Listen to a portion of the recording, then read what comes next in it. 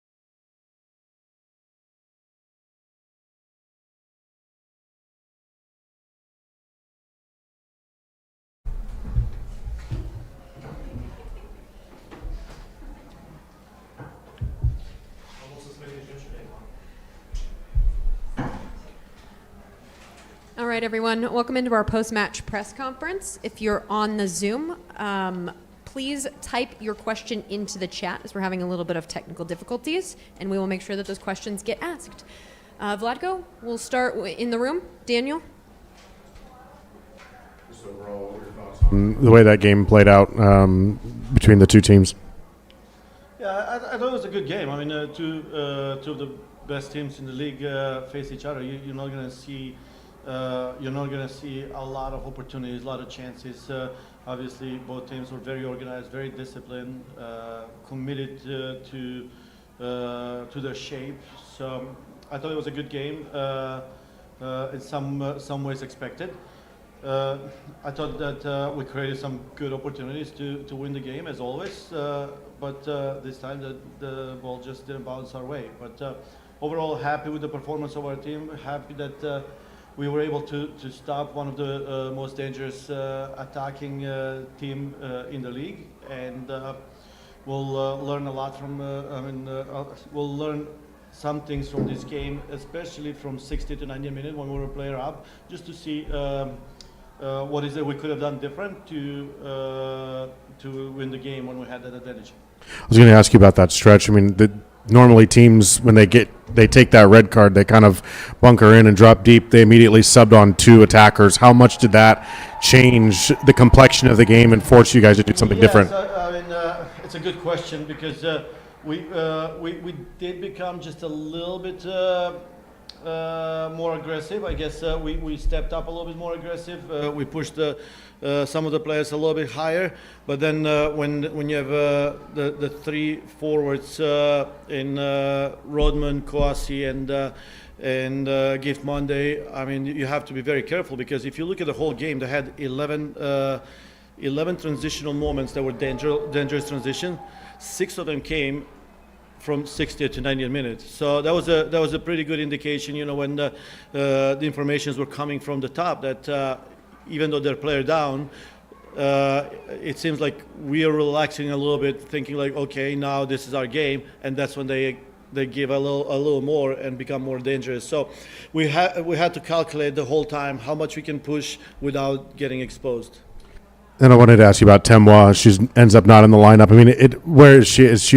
What was the decision not to play her today? Yeah, I mean, Temoa was close, I guess, and it's going to be day to day, and going into the next game, same thing. The bottom line is, if any of the players has any injury or slight risk of getting any injury, they're not going to play. That's just the way it is, and we did that with Lorena last week. We did it with Temoa this week, and who knows? Hopefully they're all 100% and ready to play. But unless they're 100% ready to perform, I don't think it's time for us to take even the slightest risk. Thanks, Daniel. We'll stay in the room. Back to Madeline. Go ahead. And if I to ask, you've mentioned before that when Temu's been injured or knocked up a little bit, you've had trouble managing her minutes just because she does not like to come off the field. How did she feel about sitting this one out? I mean, obviously, she's a competitor. Wants to be on the field. Wants to help the team, and it's not easy for her. But like I said, in the same time, at this point, knowing that we're already in the playoff and we've clinched home field, and we keep checking boxes. For us now, everything turns into preparation for the playoffs. All right, so here we're going to move to Jillian. Jillian, go ahead. Vlatko, what's your take on the quality of chances that the team created this match? First half specifically, the combination play in the attacking third was impressive. Yeah, I was actually very happy in the first 20 minutes. There were some really good moments, and we were a little bit, I would say, a step away from scoring a goal, and some of them we didn't even end up with a shot. Now, partially it could be just the difference of the players being used to, for example, Temo being in that position, so the ball was just a little slightly harder or with more pace or a little bit further forward. But I thought Nish did an incredible job to be in those positions and to create for us in the first half. So very, very thankful for the performance that she had. And even in the second half, we didn't create as many, but probably the best chance came in the second half. And once again, I feel so bad for Bia. I mean, she shoots the ball, and again a player clears it off the line. But hopefully, all of those are going to go in when it matters the most. Follow up 2 weeks in a row, Bia's robbed by a defender on the goal line. I do think it's the first time that we got to see Bia, Debinha, Ali, Setnor. Yep. What do you think of the combination? Did you get what you wanted out of them? Yeah, I thought they played well actually for Deb because of her experience and game understanding because she's been with the team for a little bit longer.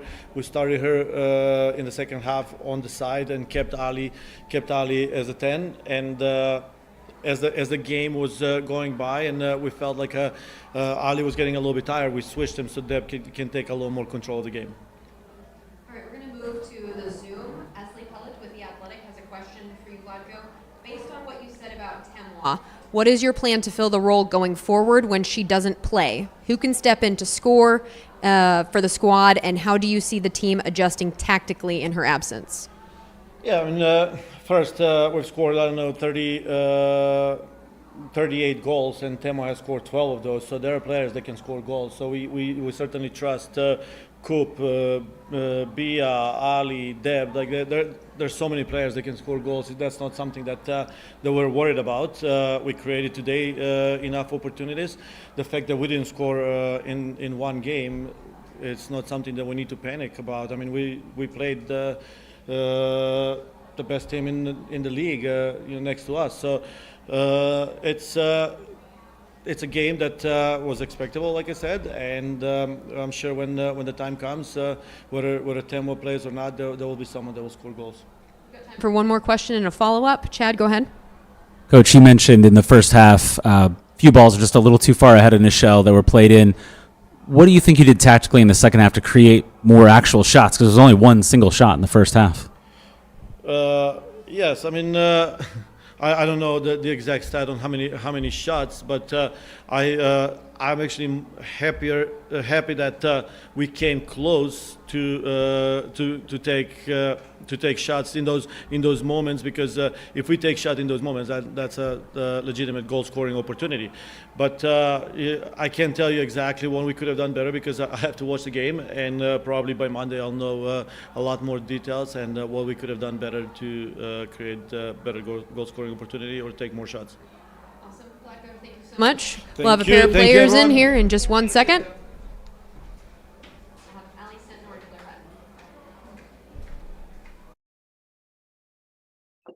Zoom mic check 1, 2.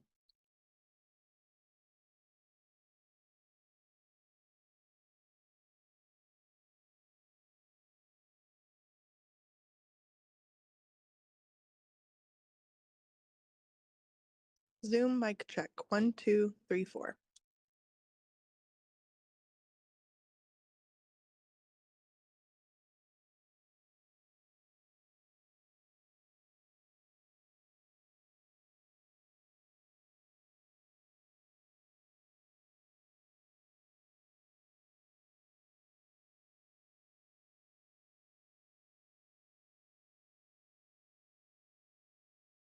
Zoom, mic check, 1, 2, 3, 4.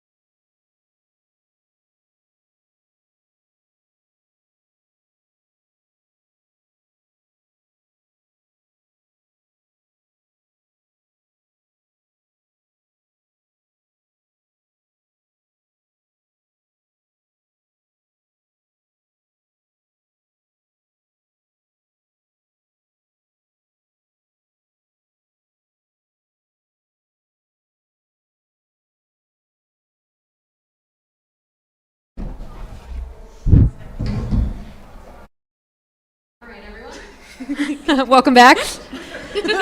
Allie and Claire. Those are our parents. Yeah. Just don't look at them. Don't give attention. Don't give attention. Yeah. All right, we're going to start with questions in the room. Daniel, would you like to start? A good 1v2 battle in the standings. Just how do you feel that game played out? I mean, it seemed pretty even by the end of it, and ultimately the scoreline ended up that way too. I'll just start and say Washington's a great team. So to have that type of game going into playoffs is awesome, just getting us prepared. The talent that they have on that team matched up with the talent we have on our team. So it was exciting. Hope you guys had fun watching it, and hopefully we get to see them in playoffs and have another head-to-head. What makes them so difficult to play against? I mean, it's not every day that this team is held without a goal. Yeah, I think we honestly created a lot of opportunities, especially in the first half. So I think we can be really proud of that. They are, like us, are a very attacking, transition-minded team and have a lot of pacey forwards that we had to have good countermeasures for. So that's really credit to our sixes and our defenders for putting a stop to that. And then it's just up to us to finish those opportunities. So a hard-fought battle like that, we can come out with the win. And then after the red card, I know red cards always change games, but they brought on two really speedy attackers, and I think how do you think that affected the game from your guys' perspective on the field? A great adjustment for them. When you go down a man, if you can still have a seam 3 threat and a threat to keep us on our toes as the back 6 with our 2 6s, it was a great adjustment from them. Obviously, they got into our half a couple times, but again, we just need to have a little bit more patience in the attack, especially when we're up a man, swing the ball a bit, get them tired, and we got to make a difference at the end of the day, but they did a great job adjusting there. Of you, no Temois out there today. A few balls that were just a little bit too far ahead of Nichelle and other players. What's it like having to adjust to not having that like game-breaking speed out there with you? I think one of the great things about this team is our depth, and the players that we bring on in the game are really high quality, and we have a really high quality team. So obviously we want Temois out there, and we want to be playing with her. She's absolutely amazing, but I think that we have a lot of different threats and a lot of different ways to create goals. So yes, we had some balls in the final third that were just a little bit off, but it's about, knowing each other, knowing the connections and the personnel going into the game, and still finding ways to put the ball in the back of the net. And then, a little less serious, what's it like having your parents pressed against the glass over here watching you do this? They're literally listening to this interview right now. Someone needs to cut them off. Gosh, I love them though. we love them. Stay in the room. Anyone in the room? Yes? I know people are yes, no? No, we're good? Okay, easy enough. No, Jillian, come on. You got to wrap it up. Let's go, Jillian. Come on, no pressure. Wrap it up. Wrap it up. This is your second presser together, right? Yes. How's the second one feel? Got a good tag team going on. Yeah. I feel like. Like side-eye and the other one does dance. Just really quickly, Ali, I asked Vladko the same thing, but first time you're on the pitch with Dabinia and Bia, I know personally, I was thrilled to see it. How do you think it went, and how exciting was that for you? Yeah, I mean they're absolutely amazing players, and they got that Brazilian flair. You really like the tricks and the megs, and I think that I had a few balls that I probably could have slipped in behind to Dabinia, and that's just about us knowing each other and playing with each other. But I still think it's so fun, and it's just amazing to play with two players that can hold the ball up, pass, dribble, shoot, and it's I just know it's going to get even more special as the season goes on. Daniel, go ahead and wrap it up. This obviously a lot of people outside will talk about this being a potential final preview, considering your guys' position in the standings. What do you think you learned from this that you guys can kind of take going forward? Maybe not just against this team, but also for other playoff style games and potentially facing them again. Yeah, I think one of the coolest things about playing them was that they kept adjusting, trying to break us down. They built in a 3, they built in a 5-back, they built 2+ goalkeepers. So it was interesting just to see how we were also able to adjust as they were adjusting. And at some point you could call it a stalemate because they weren't able to break us. And again, we were working to break them. There were good opportunities on both sides. So just seeing that both teams were able to attack in different ways and consistently defend, it's a good game. At the end of the day, I give them so much credit. I give us so much credit. And it's going to come down. If it comes down to playing them in the playoffs, then I'm so excited for it. And it's going to be a great matchup. Thank you so much. All right, we'll see you guys back here next week.